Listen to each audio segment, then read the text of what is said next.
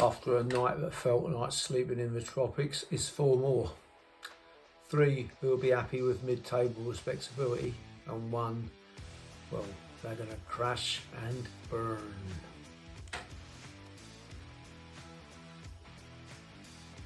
Yeah, welcome to Bermondsey Bites predictions. Hot and bored today, and yeah, there's 4 more teams to go through, and 3 are going to be happier than the 4th, but let's start with these.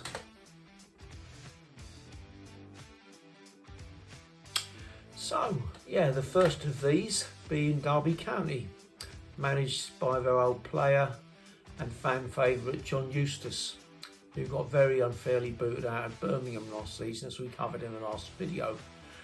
I think he will most certainly improve on the 13th place that they finished last season, and it'll be happy in the manor up at Derby. Where is that? Upper Midlands? Yeah, we'll call it that. North Midlands, that's what I like. And so yeah, I think there's not quite enough there for a promotion push, but there's certainly enough there to get them into that little kind of section of teams just below the top 6.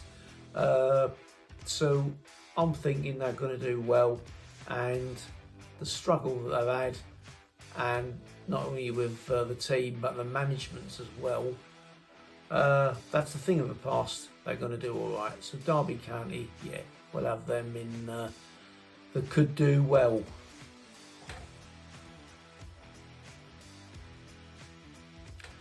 Oh yes, our next team are the very thin-skinned Anoraks.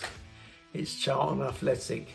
Yeah, full credit to Nathan Jones, coming from a Supreme Song title to manage teams in the EFL.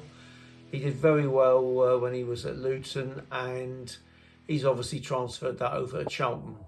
There's no superstars in their team, and we'll beat them and get 6 points next season. But I think if you ask their fans, apart from adopting the oh, you Millwall fans, there's something up with you all. Why do you hate us so? I don't hate Charlton, I don't even think of them.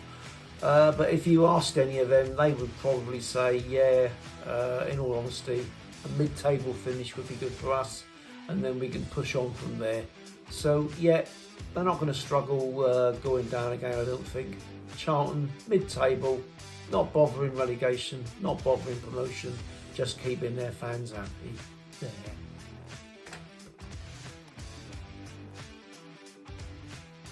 Portsmouth, managed by John Machino, I think that's right. These could be the surprise package of the coming season. Getting themselves together over the past 2 seasons to be promoted, and then after flirting with the bottom places for a little while, a big run towards the end of the season, and finishing in, I think, 16th place. And again, a team who again have no superstars, but everybody knows what they're supposed to do, and they do it very well. And I think if they operate as a unit the way they do, then they will be a very hard team to beat. They get back very quickly, they tuck in, and they hit you on the counter. And so even maybe a surprise push for the playoffs they could make this season. So yeah, one to watch there. The old Pompey, the big club on the south coast, Portsmouth. Sorry all you Southampton fans. Yes, it's Cambervis. It's that dreaded place which nobody wants. It's the crash and burn team. And particularly sad to me because I remember them when they were doing great things. Stoke City. Illustrious past, players way back, even before I was born, like Stanley Matthews. He plied his trade there. George Eastham, who really made huge strides in the formation of the PFA, and they've just got a history of loving their football there in the Potteries. But after being in the Premiership for 10 years until 2018, they have languished in the Championship, buying average and below average players. And don't take my word for it, their own fans will tell you this. And they have struggled.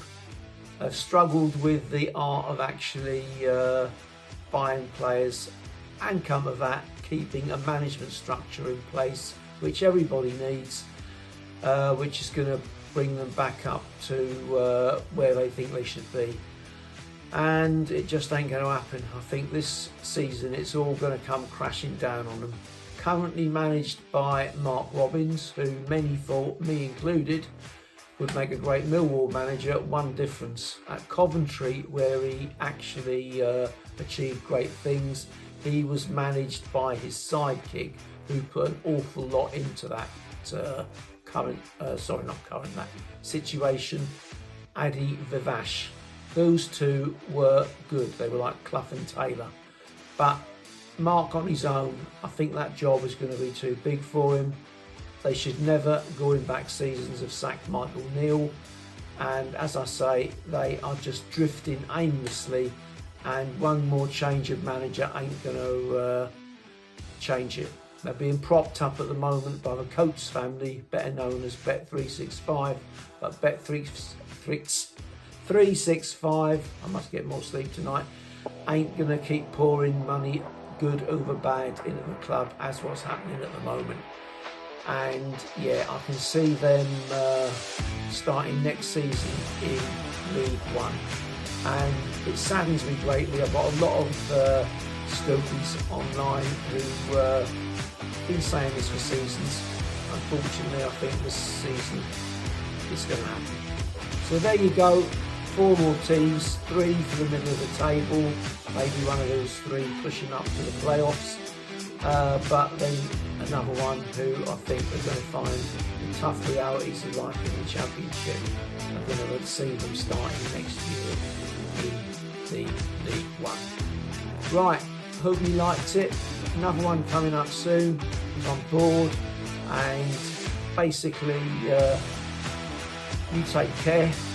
And Bromley, there's 2 free. Anyone been on the site recently? You will see, you probably have got your tickets like me. You will see we've got Sutton United, and we've also got Bromley in pre-season friendlies. So we've got those to look forward to, and really not much more than 4 weeks to go now, and normality will be resumed. But that is all for another day. Please like and subscribe, and I'll see you guys later. Bye, potato.